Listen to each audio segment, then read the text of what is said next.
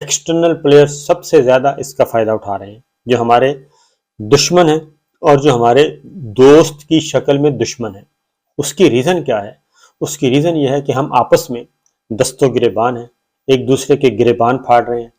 ایک دوسرے کو ننگا کر رہے ہیں، ایک دوسرے کو بے لباس کر رہے ہیں، اور ایک دوسرے کو برداشت کرنے کے لیے تیار نہیں ہیں۔ قانون کو ہم نہیں مانتے،